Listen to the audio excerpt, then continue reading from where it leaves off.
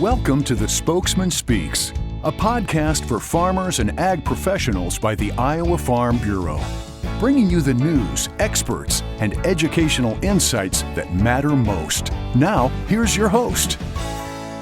Welcome to our October 23rd edition of the Spokesman Speaks podcast.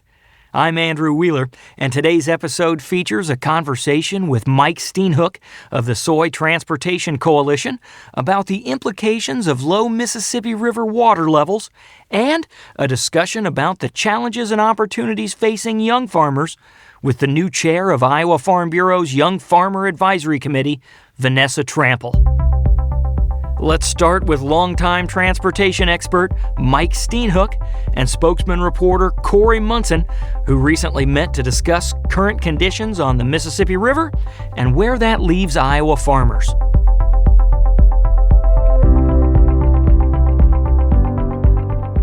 Mike, thank you so much for joining me today. We wanted to check in with you specifically to get a gauge on conditions on the Mississippi River. Now, the last few years, we've seen historic low water levels, limiting barge traffic, as well as affecting other systems. How are things looking right this moment, and are we experiencing the same problems as we did last October? Yeah, unfortunately, we're watching a movie sequel that none of us want to watch. You know, we had historically low water conditions on the Mississippi River in 2022, and unfortunately, we're experiencing a repeat of that. Actually, when you look at a number of locations along the Mississippi River, we actually are witnessing lower water levels today than the same time last year. Now, fortunately, we in the Midwest have recently received some rainfall, which has provided an uptick in water levels at a number of locations. But still, overall, we're experiencing significantly low water levels, which are impeding barge transportation. And this is one of the reasons why Midwest agriculture is so competitive. Mm-hmm. We have significant international demand for what farmers in this area grow. We've got very productive farmers that are able to meet that demand. But the fact that we have this very efficient maritime highway called the Mississippi River has historically been so successful in being able to get what farmers grow to our coastal regions, particularly the lower Mississippi River, and then on to the international marketplace. So when you see low water conditions on the Mississippi, it obviously elicits a lot of concern for us. So what's driving these low water levels? I mean, is this related to the ongoing drought? It is. You know, it's been multiple years in the making. Mm-hmm. And one of the big takeaways from this experience is that once drought conditions really become established, it takes some persistent, sustained precipitation to really turn that tide. Once you have very dehydrated soil, it's not just a matter of one significant rain event. You have to have persistent rain events to really start getting that soil more saturated and turn around. So the fact that we had low water conditions last year due to the drought, and that clearly carried over into this year, the concern always was, if we have a dry summer, a dry spring, which we did, we're going to find ourselves in a very similar predicament. And that's what we're experiencing. Now, this has also led to some transportation restrictions, barge lengths, as well as weights it can carry. So are we seeing a direct impact of that on commodity prices, specifically soybean and corn prices at those river ports? Yeah, so what we're seeing is due to a lack of channel depth and due to a lack of channel width, those two things really conspire to limit the efficiency and the economics of barge transportation because you can't put as much soybeans or corn per barge because you're concerned that it'll scrape the bottom. And when you have a more narrow shipping channel, you can't attach as many barges together to form one single unit. So all of a sudden, you've got less barge capacity available to accommodate a given amount of freight demand. And again, in our case, it's soybeans, corn, and other agricultural products. So what that does is it becomes more of a supply-demand dynamic, and that puts upward pressure on barge freight rates. So then the question is always, when you've got a transportation cost increase like that, who absorbs it? Mm-hmm. Is that passed on to the customer? Is it absorbed by the shipper, like the barge company? Or is it passed on to the farmer in the form of a more negative basis or a lower price at that point of sale. And what we disproportionately see is that farmers are the ones that experience that. So you have a farmer that I visited with near the Quad Cities who normally has their basis for soybeans is negative 25 cents about this time of the year. Now it's at negative 50 cents. And that's not due to all of a sudden there's no longer demand for what that farmer grows. Yeah. It's because transportation isn't as economical as it normally is. And so those costs are passed on to the farmer. Well, any way you slice it, this just doesn't sound like a great situation to be in right in the middle of harvest. It's a very inopportune time because, it's game time for agriculture. This is when harvest occurs. And particularly for soybeans, this is when the U.S. soybean spigot, if you will, gets turned on for the global marketplace. So what that means is you got to make sure your supply chain is operating at full throttle. And unfortunately, that's not happening right now. So given these challenges, what alternatives for moving those crops are there for farmers? Well, fortunately, in the U.S., we do have an inventory of options B, C, and D. The cardinal rule in supply chains is don't put all of your eggs in one basket. The more you can have other options, the better positioned you are, the more resilient you are. Now, clearly, this is a real big challenge with the Mississippi River, but we will continue to move product by barge. We will continue to export out of the Gulf of Mexico. But it is really beneficial, the fact that we've got, particularly in places like the state of Iowa, #1 pork producing state, #1 egg producing state. So there's this very strong domestic market for so much of what farmers grow in this state. So there's farmers who may overwhelmingly move their soybeans or their corn to the river. Now, if the river is not as efficient, this is when they start looking at what's my option B. And it might be a soybean processor or an ethanol plant or serving the local livestock market. Or option B might be building more storage and waiting for river levels to rebound, which we saw that last year and we'll see that this year. Or it might be moving your product to a rail loading facility so that it's destined to the Pacific Northwest or to, say, the Mexican market. So having these various options B, C, and D, that's one of the big takeaways that we saw last year, a real reminder that those areas of the country, those farmers located in those areas of the country are more resilient when you've got these kind of seismic events than those who have put all their eggs in one particular basket, the Mississippi River. Any sense for when we could see some improvements on the Mississippi? What would it take to get us back up to near normal levels? Yeah, unfortunately, it's going to take some real sustained rainfall. And for that to really get saturated into the soil, one of the things that was kind of ironic earlier this year in late April, early May, is we actually had flooding events on the Mississippi River. What needs to happen is having that kind of precipitation when the ground is able to absorb it.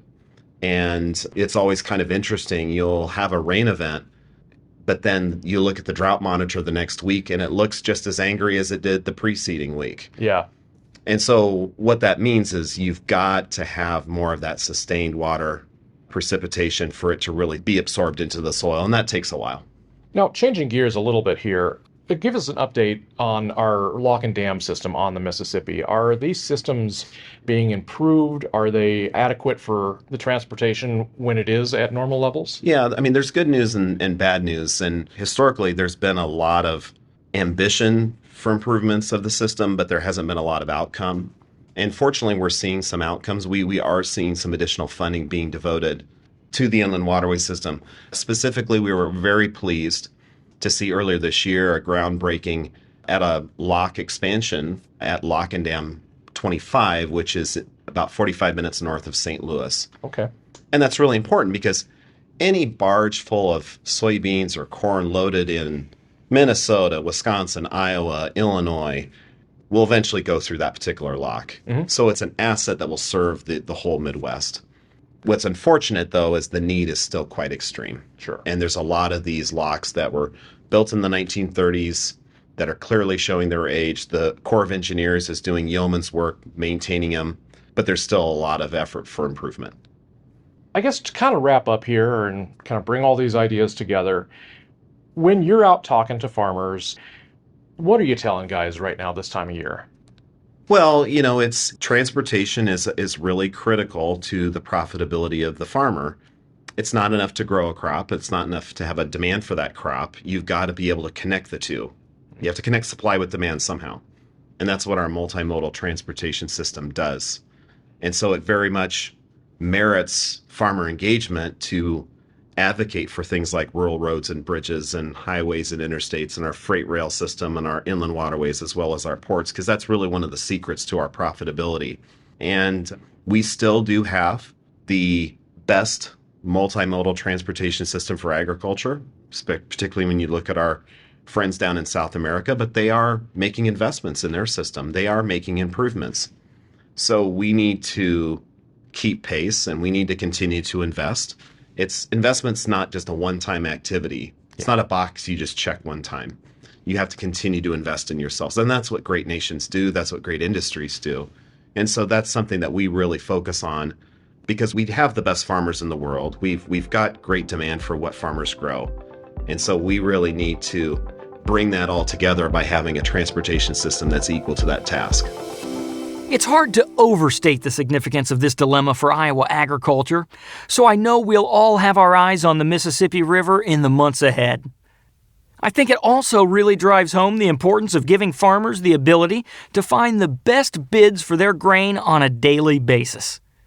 With that in mind, I'll remind you about the new cash bid search tool that Iowa Farm Bureau launched just last month. It's a one-stop shop that allows farmers to easily compare local cash bids for corn and soybeans, and it's available exclusively to Iowa Farm Bureau members. We've included a link to that tool in the notes for this episode, so you can click there when you're done listening, or just visit iowafarmbureau.com/cash-bid-search. Next up, we welcome Vanessa Trampel, a young farmer from Hancock County who works off the farm as a nurse and is the newly elected chair of Iowa Farm Bureau's Young Farmer Advisory Committee. We've been fortunate to have many great leaders on that Young Farmer Committee over the years, and in fact, current Iowa Farm Bureau President Brent Johnson actually got his start as chair of our Young Farmer Advisory Committee. Vanessa began her year-long term as committee chair earlier this summer, and she has quickly hit the ground running. Spokesman editor Tom Block drove out to Garner, Iowa to get her story.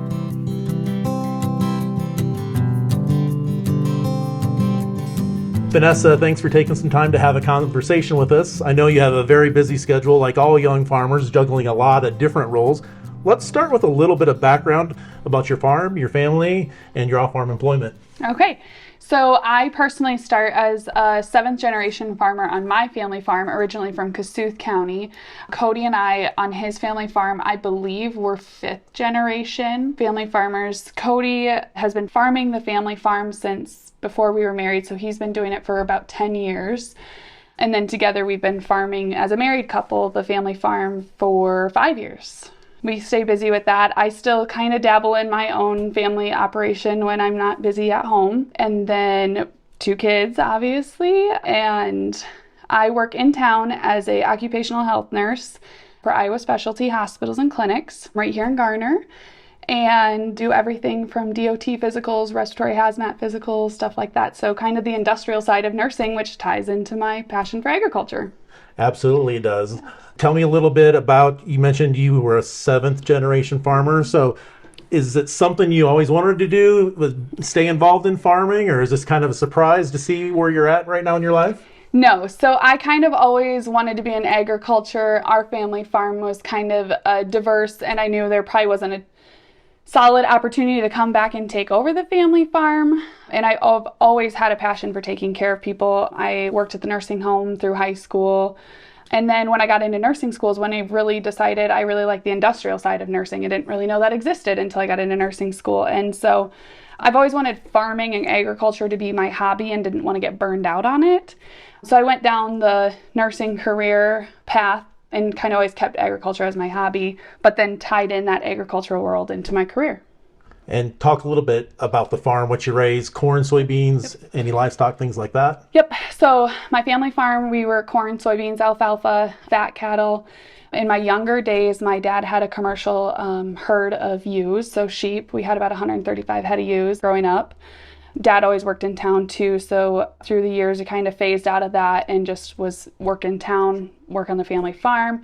Cody and I are corn, soybeans, alfalfa, fat cattle. We have fun with show pigs. We're starting to get into the show cattle gig, and now that our kids are getting older, but otherwise pretty much just row crop is our claim to fame on our farm. Yeah, well, definitely not to keep you busy. Yes. And you kids, you said they're getting almost to show age, but Yes. What ages are they? So they're 2 and 3, almost 3 and 4. At our county fair, we're actually district fair, we can show swine as soon as you can walk. So our kids have both showed hogs since the day they could walk. And at 3 years old, you can show a bottle calf. So our son Pierce showed his first bottle calf this year at fair and did well. He's hooked. He's a cattle boy, and I think our daughter's going to be a pig girl. So okay, I guess we're going down both avenues. Let's talk a little bit about that. So showing pigs at that age, are they younger pigs, or because pigs are hard to control? I used to try to show pigs, and I'll emphasize try. No. Our son, his first year showing, he showed a barrow, which was about 250 pounds. Our daughter showed a barrow this year that was probably pushing 300 pounds at the county fair. So no, they're not any smaller. They're just, we spend a little more time with them than what you would on an average, I guess, to make sure that they're well broke so that our toddlers can show them. Yeah, well, and it's a great way to introduce kids to livestock and get them to be comfortable. Yes. You mentioned you and Cody both have careers away from the farm in addition to the crops, livestock, and the kids. How do you balance everything and keep everything on track? That's always the fun part. Typically, every Sunday we sit down and we literally have a whiteboard in our kitchen that we write out the week's plan, what days I'm going to be at the clinic because I'm actually part-time, what things we need to get done on the farm, and then what days Cody's going to be gone on the road. And this week it happened to be just about every day. So we really sit down every Sunday as a family and we sketch that out. We know it's not black and white. It can change. You just, in the world we live in, you got to roll with the punches.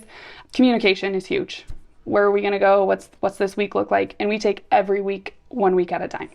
That's what you have to do, right? Yes, you got to have that balance. And you got to have a plan. Yes. In addition to everything else, we'll get into your Farm Bureau involvement. You and Cody have been on the Young Farmer Committee for a couple years representing North Central Iowa. You were recently elected chair of the committee this past summer. How did you get involved in Farm Bureau and decide that this was an organization that you wanted to volunteer some of your time to? Yes, we originally got started on the County Farm Bureau Board. When Cody and I met, he was a board member. He was just starting Ag Leaders Institute when we started dating, so I kind of got to go with him to some of that stuff, and it was pretty much hook, line, sinker from there. And then I got involved on our county board. I took the Young Farmer chair on our county board, I want to say in like 2018-ish, somewhere in there, and just kind of wanted to have a passion for that. Started a women's in agriculture thing within our county to get women involved in the day-to-day farm operations, and there's a need for that or a desire for that within our county, so that was it dug me in a little deeper. Quite honestly, Justine and Chasen Stevenson are really kind of what got us involved in the Young Farmer Conference, has made us start going. Cody and Chasen were pretty close through those events, so we decided we wanted to run for the committee, and we're excited to be on the committee. When the summer meeting rolled around, we both wanted to run for chair. And so it's kind of like, well, who's going to do it? And we kind of decided I might have a little more flexibility for the time commitment with chair. So that's when I ran for chair and Cody ran for vice chair, and here we are. Yeah, and that has to be one of the more unusual things. I don't remember a married couple being both chair and vice chair. It may have happened. I haven't gone back into the records, but what's the dynamic there for you two, and how is it working so far? Yeah, so I'm not sure if we're the first couple to ever do that either. It's been great. It's really nice knowing that if I can't make it to something, I'm not inconveniencing somebody else. I know I can, vice versa. It kind of makes that part nice. But it's been really fun. Cody's gotten some guff, of course, but in all seriousness, he was very much like, I want you to do it. You're very passionate about Farm Bureau, so roll with it, and we both are enjoying it. And as you talk with your network of young farmers, what do you see as some of the biggest challenges facing young farmers today? There are several. One of the big things we talk about is price of land, trying to buy farms as a young farmer. And then that generational transition is always really hard. Young farmers are always trying to bring new and exciting things to the farm that maybe the older generations aren't necessarily on board with. But I think with the state involvement that we have with young farmers, I really see there being a bridge gap between generations, and some of those older generations are more accepting to the diversity and things that young farmers are trying to bring to the farm. Instead of it being a hard stop, I see a change or a shift within the state, and some of those young ideas are not being pushed away. They're being taken up, and farms that have been in families for generations are diversifying and bringing in that new technology and bringing in the new things that might have otherwise been scary if young farmers hadn't kind of pushed the issues. One of the many things you've been involved in, other than the Young Farmer Committee, is some ag in the classroom things. I think you said you just did some volunteering this morning before we talked. Thinking about this next generation of both farmers and consumers, what are some key messages or questions that you hear when you interact with those either students or non-farm audiences, and how do you address those questions? Yeah, so I think the big question this morning, actually at our ag fair in Hancock County, I got questioned, what does the Farm Bureau really do? So I always tell people, well, we're kind of two branches. We have the insurance side and we have the federation side.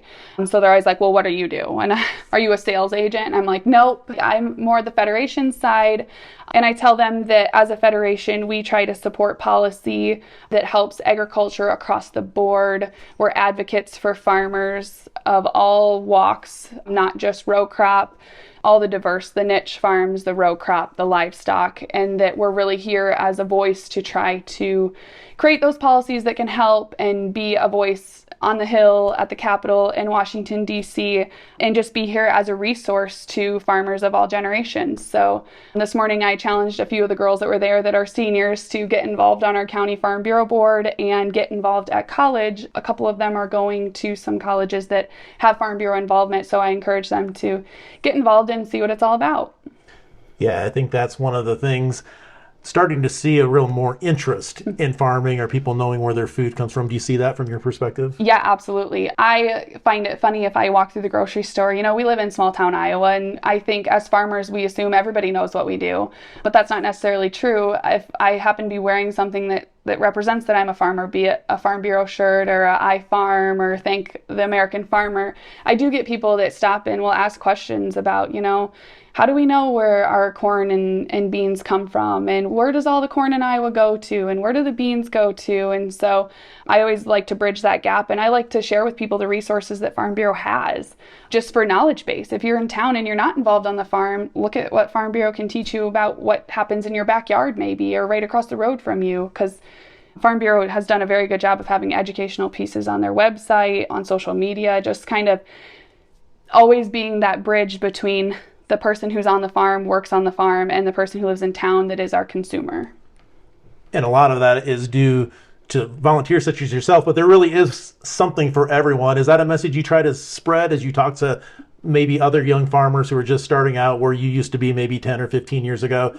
Try to get them involved in Farm Bureau? Yeah, absolutely. So I have the diverse opportunity within my job in town. A lot of our big companies, our manufacturing companies, just the industrial side, our metal fabrication, things like that. And so it's kind of interesting to have conversations with those that work in town about how they really are impacting the people who are on the farm and vice versa. In generations, there's kind of been that gap where, well, you're an in-town ag worker and you're an on-the-farm ag worker. Well, really, we're all working for the same goal. So being somebody who does farm, but that's not my primary job, and I work in town, I always try to bridge that gap that like, hey, we have the same goal, let's work together. You help me, I help you. Really, we're an industry both on the farm and in town that need to work together. So that's one area that I try to bridge. And I know several people that come home to farm, and there's not quite enough there for them to farm full time with their family member. So I try to be that advocate, like, hey, why don't you go to town and work in this position? Because when you are able to come to the farm, working in this position is going to help you when you come back to the farm.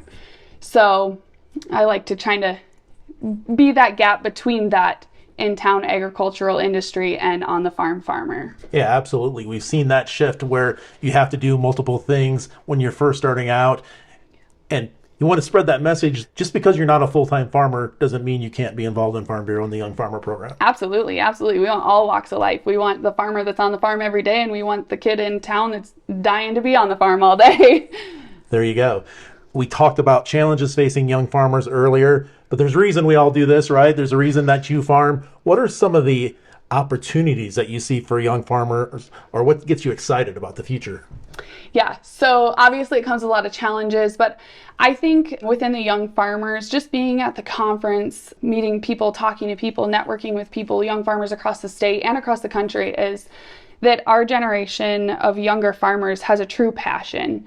Whether it comes later in life or whether they were born on the farm and the passion was bred into them per se, the passion helps you get through those struggles and those hard times and the struggles of just being a young farmer trying to get started out, or where, I grew up in town, I showed at the county fair, I want to farm. How do I get my hands in the farming operation? And there's a lot of young farmers that we talk to that, it might not ever be in the cards for them to own farm ground and farm their own farm, but to work alongside a big farmer or even a small farmer to help them get their hands in it and do what it takes to get on the farm and just be busy in all aspects of agriculture, whether it's row crop or livestock or whatever. There's a seat for everybody in agriculture.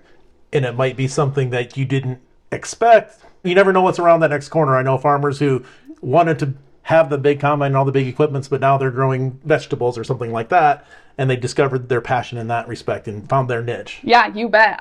Cody and I have that conversation all the time. I'm known for the word pivot. Young farmers, we think we have this great plan. We're like, hey, I'm going to come home. I'm going to farm the family farm. But I have 5 acres here that's really not panning out. Let's pivot. Let's put a pumpkin patch here. Let's diversify. I think that's something that young farmers are known for, and some of the older generations think we're maybe a little crazy, but we have to pivot and do what keeps us on the farm. Absolutely, 100%. Let's talk a little bit more about the Young Farmer Committee. I know you hit the ground running since you took over as chair. I've seen you around the office a little bit, getting oriented, and there's been several events already this fall. But what are some of your goals in terms of leading the committee the next year and bringing people together? Talk about where you see the rest of your term going. So one of the biggest goals that I have, or challenges that I have for myself in this role, is really getting that young farmer involvement on the local county boards. I just reached out to a few regional managers within the area and said, hey, which counties do you have that don't have the best young farmer involvement? And I'd like to attend a board meeting and see how I can be of assistance to get those young farmers involved. I think sometimes it's just the fear of the unknown. And if there's a familiar face, maybe like, oh, I've seen you at Young Farmer Conference and now I see you in my county. How do I get involved? Just being that resource and that advocate for those younger farmers getting involved just at the county level, because that's where it started with me, is the county level, and now we're at state, and I want to keep going. That sounds exciting. We can't conclude this without talking a little bit. You mentioned the Young Farmer Conference, where you were encouraged to attend that as a young farmer. A little early maybe to have an agenda, things like that, but talk a little bit about the plans for that. And that's just an event that I think we set a record every year in terms of attendance, right? So it's something that gets better and better every year. What are you looking at this year in terms of the Young Farmer Conference? Yes, so we have lots of great breakout sessions, a lot of great tours. I know we're working with touring several things at Iowa State. This year being that we are at Prairie Meadows instead of the event center because of booking issues. It kind of puts us a little closer to Ames. So I know that the feed mill was one of the things, ins and outs of the Iowa State Fair, that was super popular. Several tours are coming into place. I know we have several breakout sessions that are always well attended and popular that we're working on getting scheduled for kind of all walks of life, not just, the people that are on the farm, but the people who are off the farm too. So for keynote speakers this year at the conference, Elaine Froshi, who's a farm succession planner, we're working on getting her, and then we're working on getting Tim Gabrielson, who's a mentalist and a magician, for kind of that entertainment. We're really excited about Elaine with that farm succession planning, because that's a huge issue within young farmers, of course. We are going to have Mike Nag there again Saturday morning to start our day. Again, a good variety on breakout sessions. We're working on tours including the Iowa State Fair, Clayton Farms, Blank Park Zoo, Iowa State Athletic Facility, and the Iowa State Feed Mill, as well as Verbio. So we're looking forward to all those exciting tours and the breakouts as always. Also discussion meet. We're always excited for people to join in discussion meet, get involved, and hopefully somebody can move on to the next step there. We'll have our casino night, and then of course Saturday we'll have some Young Farmer networking opportunities. And then we will have our Grow Your Future Award again, and it's our 5th year of our Grow Your Future Award. So we're looking forward to that as well. Yeah, the Grow Your Future Award has been a great showcase for some entrepreneurs and some very interesting and exciting businesses. Yes. So we can't wait to see that. There'll be, I'm sure, of course, more information coming out as we get closer to the conference with registration details and all that. Is there anything else you'd like to share or plug for our listeners about the Young Farmer Program? How I want to wrap it up, I guess, would be don't be afraid to get involved. My involvement started when I was 19, and I can honestly say I think I was late to the ball game. There's nothing stopping you. Get involved. When opportunity presents, jump on it, because you never know where it might take you and what it might do for you. So Farm Bureau is a great resource. And if someone is interested in getting involved, I know there's a lot of information on our website, and those district representatives are there to help as well, right? Yes, absolutely. The website has great information. There is a Young Farmer page in there, and it'll tell you who your district representative is if you don't already know. Also, every district has a Facebook page, and we have an Iowa Young Farmer Instagram page too that we do Instagram takeovers, so you kind of get to know your district representative. Awesome, Vanessa. That's a lot of great information. I appreciate you joining us, and we'll talk to you down the road. Sounds great.